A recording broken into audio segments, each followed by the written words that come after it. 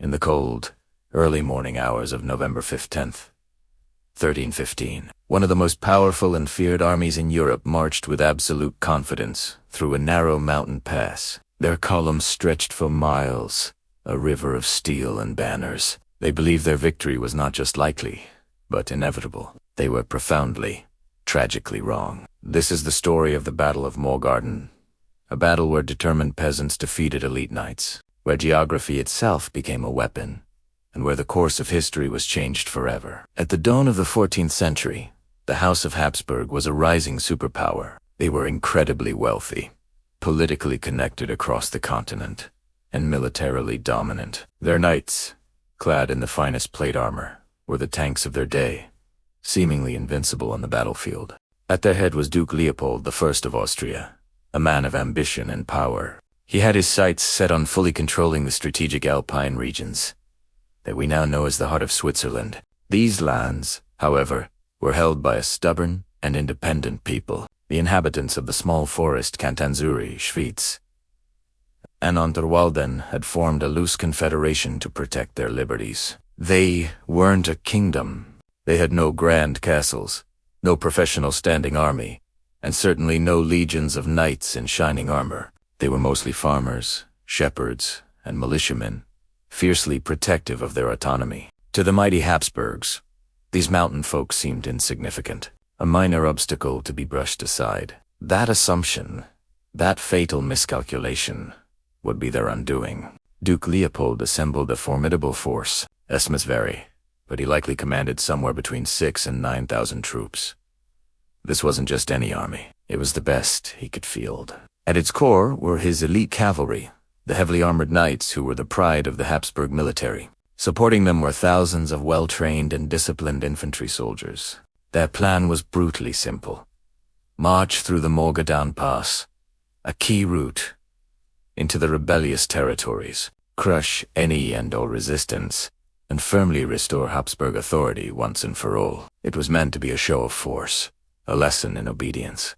The Morgarten Pass was the perfect place for an ambush. It was a tight, constricted pathway. On one side, a steep, forested mountain slope rose sharply. On the other, the cold, swampy waters of Lake Jerry offered no escape. For a large, strung-out army, there was absolutely no room to maneuver, no space to form a proper battle line, and no easy way to retreat. And the Swiss, who knew this land like the back of their hands, were counting on it. High above the path, concealed by the trees and the morning mist, around 2,000 Swiss militiamen waited in complete silence. They were a stark contrast to the army below. They wore no shining armor, carried no ornate banners. Their weapons were simple, brutal, and effective. Long halberds capable of pulling a knight from his horse, sharpened spears, heavy wooden clubs, and their most powerful weapon of all, the mountain itself.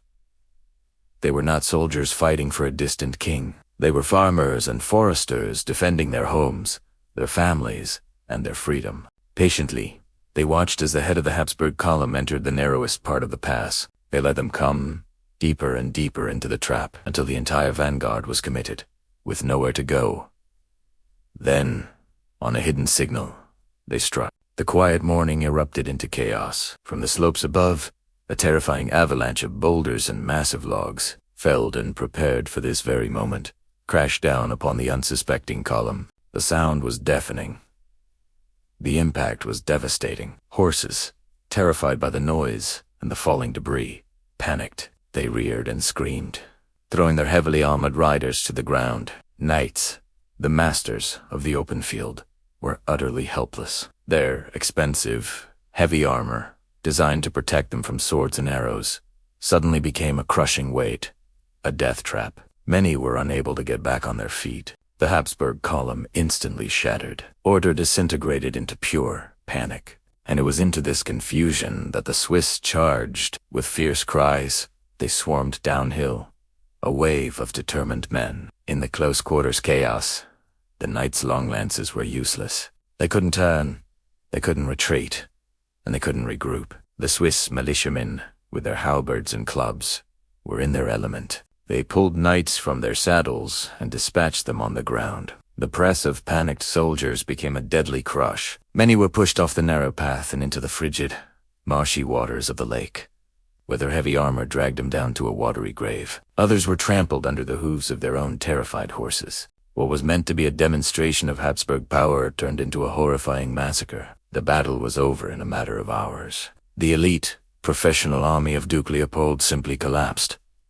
Their pride was shattered, their ranks decimated. Duke Leopold himself barely escaped with his life, fleeing the scene of his catastrophic defeat. Against all odds, against all expectations, the Swiss had won a total and resounding victory. But the Battle of Morgarten was so much more than just a single military engagement. Its impact echoed far beyond that bloody mountain pass. It shattered the long-held medieval belief that heavily armored knights were invincible on the battlefield. It sent a shockwave through the noble houses of Europe, proving that a disciplined, united force of common men, using their intelligence and the terrain to their advantage, could defeat a traditional feudal army of wealth and steel. This incredible victory massively strengthened the bonds of the old Swiss Confederacy. It proved the value of their alliance and inspired generations of Swiss to resist foreign domination. Morgarten became a cornerstone of Swiss national identity, a legendary tale of defiance and freedom. It's a story remembered not for the number of soldiers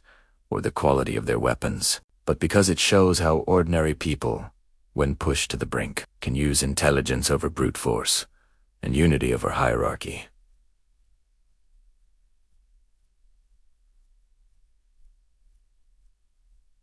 The story of Morgarten teaches us a timeless lesson. In the grand sweep of history, overwhelming power does not always guarantee victory. Sometimes, the will of a free people is stronger than steel, and sometimes, the mountain itself decides the outcome.